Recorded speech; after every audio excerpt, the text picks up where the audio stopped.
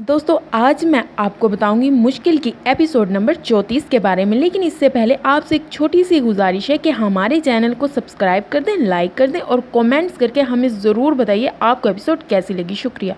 दोस्तों एक तरफ तो हरीम पूरी कोशिश कर रही होती है कि फराज को उसके बड़े भाई के साथ लड़वा दे, इसलिए वो अपने शोहर को फराज के खिलाफ भड़का रही होती है और कह रही होती है कि फराज मेरे पीछे पड़ा हुआ है, मुझे तंग करता है।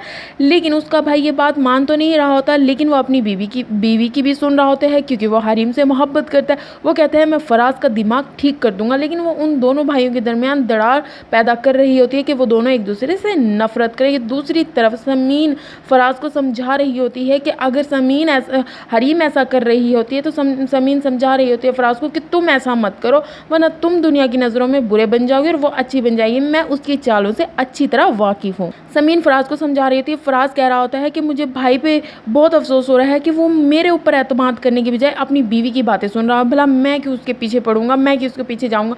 दिल तो कर रहा है मैं उसकी सारी हकीकत जो है घर वालों को बता दूं कि ये कैसे इस घर में आई है और उसका क्या मकसद है। फराज ये सारी बातें समीन से कर रहा होता है और समीन चुप बैठी सुन रही होती है। समीन कहती है तुम्हारा कोई कसूर नहीं है, मैं जानती हूँ ये सारा कसूर हरीम का ही है और वो सारे चक्कर खुद चला रही है। फराज उसकी बातें सुन रहा होता है और फराज को ये भी होता है कभी समीन ये ना समझ रही हो कि मैं जानबूझ के उसके साथ ये सब कर रहा हूँ, क्योंकि एक तरफ तो हरीम अपने शोहर को उसके खिलाफ भड़का रही होती है, लेकिन समीन जो है वो फराज को ठंडा कर रही होती है कि फराज तुम सोचो समझो और इस मामले से दूर रहो। दूसरी तरफ हरीम पूरी कोशिश कर रही होती है कि किसी तरह जो है दोनों भाइयों के दरमियान मुश्किल लड़ाई करवा के इनके ताल्लुकात को ख़राब करवा दूँ और मेरे रास्ते से जो है फराज का बड़ा भाई हट जाए और मुझे फराज मिल जाए, क्योंकि वो अब भी फराज से मोहब्बत करती है। लेकिन वो ये नहीं जानती वो कितने लोगों का दिल दुखाएगी और कितने लोगों को इससे ठेस पहुँचेगी और पूरा घर तबाह बर्बाद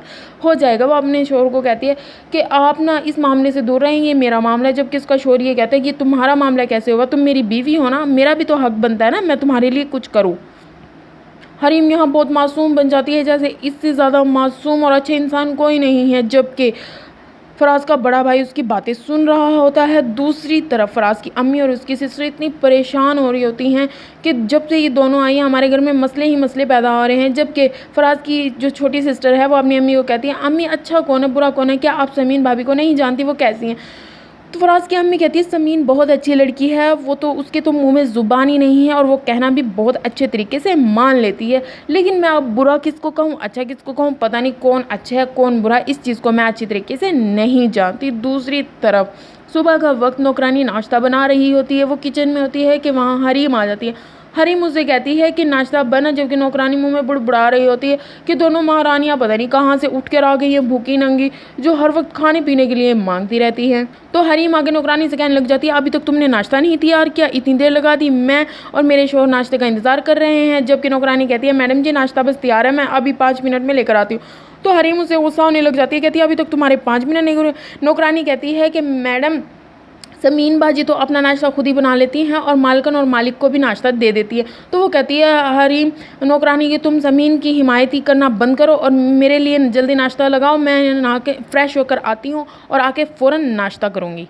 दूसरी तरफ हरीम और उसका शोहर बैठे होते हैं। हरीम बहुत बन संवर कर सज धज कर बैठी होती है। तो दूसरी तरफ जो है अफसन की अम्मी और समीन आ जाते हैं। वो जल रही होती चिढ़ रही होती है कि आखिर आंटी हर वक्त समीन को अपने साथ साथ क्यों लेकर फिर रही होती है। समीन को कहती है बेटा तुम सारा सामान किचन में रखवा दो, खाने पीने का सामान फ्रिज में रखवा दो, कोई सामान ख़राब ना हो। और आके वो अपने बेटे के पास बैठ जाती है। वहाँ पर हरीम बातें कर रही होती है कि आंटी आप थक जाती हैं, आप खुद क्यों जाती हैं। तो फराज की अम्मी कहती है तुम्हारा दिमाग ठीक है, मैं नहीं जाऊंगी तो कौन जाएगा। वो आपस में बातें कर रही थी। वो कहती है दरअसल आजकल तो घर बैठ के ही सारे काम हो जाते हैं। ये सारी बातें जो हैं फराज का बड़ा भाई भी सुन रहा होता है। दूसरी तरफ समीन जो है अपनी आंटी के लिए पानी का गिलास लेकर आती है और उनको पानी देती है। जबकि हरीम पूरी कोशिश कर रही होती है कि आंटी और समीन के दरमियान जो गलतफहमी पैदा करो। वो समीन को बुरी नज़रों से देख रही होती है और समीन भी से देख रही होती है। जबकि फराज का बड़ा भाई भी वहाँ बैठा होता है। तो वह बात कर रही होती है कि आंटी आइंदा मैं आपके साथ जाऊँगी शॉपिंग करने। ये बात सुनकर समीन की जो सांस है वो हैरान हो जाती है। कहती है बेटा सारी बातें ही नहीं होती बल्कि काम करना होता है, बातों से ज़्यादा काम ज़रूरी है।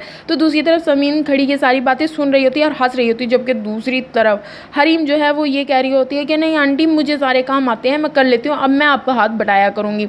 तो फराज की अम्मी कहती है कि सारी बातें बोलने से नहीं होती, करने से काम होता है। तो दूसरी तरफ हरीम का शोहर उसे कहता है कि तुम जाओ समीन के साथ हाथ बटाओ।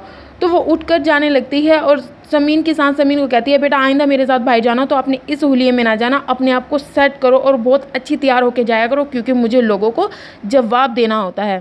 आखिर तुम मेरी बहू हो, मेरे फराज की बीवी हो, तो ख़ुद को थोड़ा सेटल करो, कुछ को बेहतर बनाओ और तैयार होकर आया करो। तो समीन कहती है, जी अम्मी जान, आइंदा मैं पूरा ख्याल करूँगी, जब आपके साथ जाया करूँगी तो बहुत अच्छे से तैयार होकर जाया करूँगी। ये कहकर वो दोनों सामान लेने के लिए चले जाते हैं और फराज की अम्मी और उसका बड़ा भाई बैठे आपस में बातें कर रहे होते हैं। दोनों आपस में लगे होते हैं, लेकिन उन्हें समझ नहीं आ रहा होता कि मसला किस में है। दूसरी तरफ हरीम की वही चालें, वो अपने शोर को भड़का रही होती है कि आपने मेरी इंसल्ट देखी, आंटी ने आज मेरी बहुत इंसल्ट की, लेकिन आप अपनी बीवी के हक में एक लफ्ज़ भी नहीं बोले। तो उसका शोर ये कह रहा होता है, तुम्हारी इंसल्ट समीन कैसे कर सकते हैं, मुझे तो अपने कानों पे यकीन नहीं आ रहा। वहाँ हरीम कहने लग जाती है, क्या तुम्हें मुझ पर शक है, मैं झूठ बोल रही हूँ? तो वो कहते हैं, नहीं तुम झूठ नहीं बोल रही, मुझे तुम पर कोई शक भी नहीं है, लेकिन वो समीन जो मुँह भी नहीं खोलती, वो तुम्हारी इंसल्ट कैसे कर सकती है?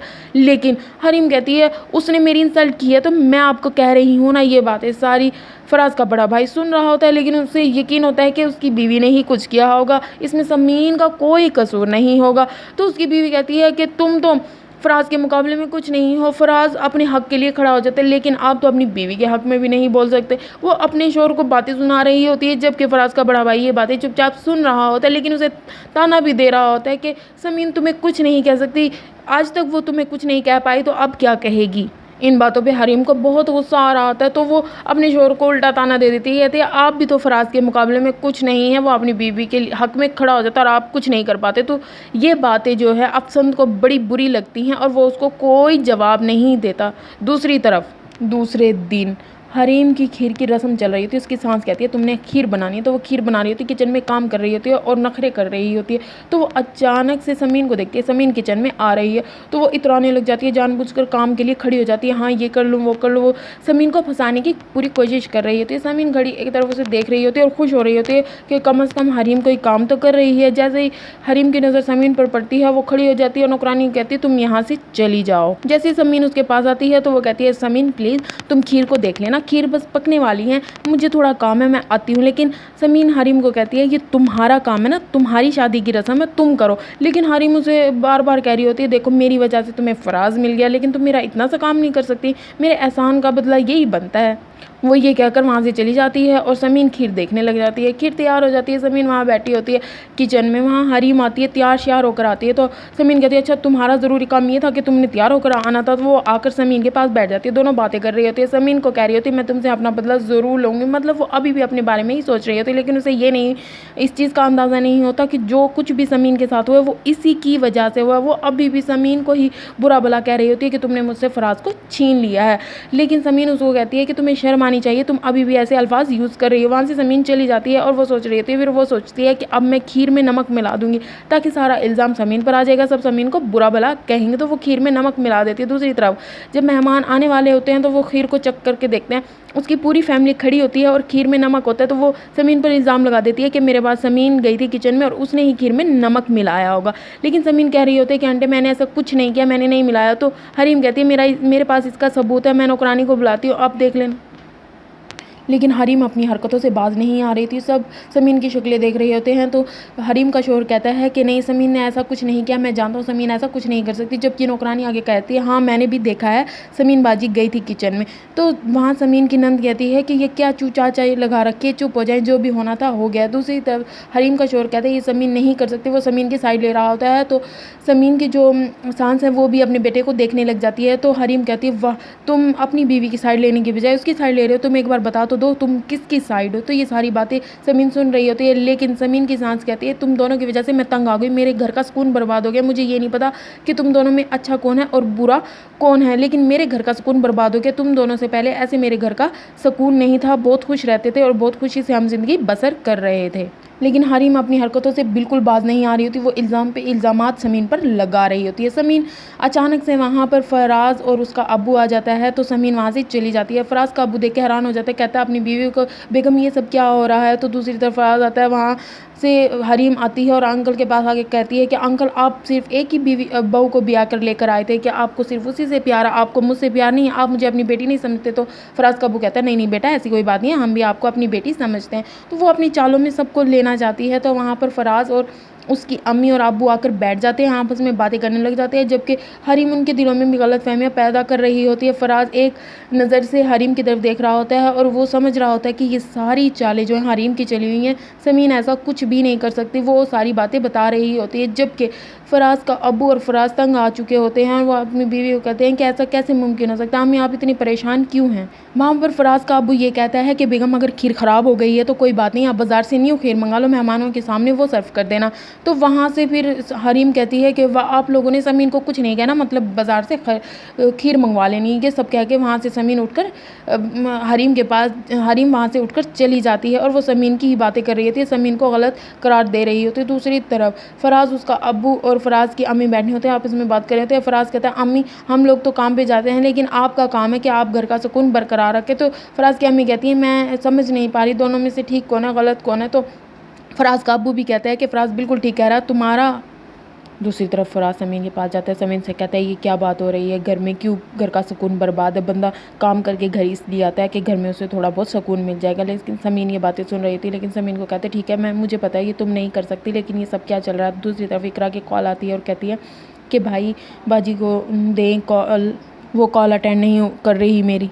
फराज समीन को अपना मोबाइल देता है, वो बात करते हुए कहती है अम्मी अब्बू की तबीयत बहुत ज़्यादा ख़राब है, अम्मी बहुत ज़्यादा परेशान हैं। तो फिर दोनों मियाँ बीवी आपस में बातें कर रहे होते हैं। समीन की अम्मी कहती है कि समीन और फराज आएंगे तो आप ना, अब आरिफ की कोई बात ना करना। दूसरी तरफ जो है हरीम चाली चल रही होती है, अपनी सांस को भड़का रही होती है, लेकिन उसकी सांस उसकी सारी हरकतों से वाकिफ़ होती है। दूसरी तरफ समीन अपनी अम्मी अब्बू से मिलने अपने घर जाती है। अपने अब्बू कहती है अब्बू आपकी तबीयत बहुत ज़्यादा ख़राब है, आप हमारे साथ डॉक्टर के चलें। फराज भी कहते हैं जी अंकल आपको हमारे साथ डॉक्टर के जाना चाहिए। दूसरी तरफ समीन की अम्मी कहती है ठीक है बेटा हम आप लोगों के साथ चलते हैं। तो दूसरी तरफ जो है फराज और समीन अपने अब्बू को डॉक्टर के ले जाते हैं। दूसरी तरफ वहाँ पर हरीम जो है फराज का इंतज़ार कर रही होती है, वहाँ उसकी नंद आती है और कहती है कि भाभी आप यहाँ क्या कर रही हैं। लेकिन जो हरीम है वो अपनी नंद को टाल कर उसे भेज देती है। वो कहती है, वो वापस अपने रूम में जाती है तो उसका शोर उसका इंतज़ार कर रहा होता है, लेकिन उससे नाराज़ होता है। वो अपने चालों में अपने शोर को दे रही होती है और वो उसे कह रही होती है ये सब मैंने आप लोग आपके लिए किया ताकि आप ना जो समीन है उसके दिल में अपनी जगह बना सके और हम उससे बदला ले सके। लेकिन जो फराज का भाई है वो ये कहता है मुझे इन सब से दूर रखो, और वो ये कहकर चला जाता है।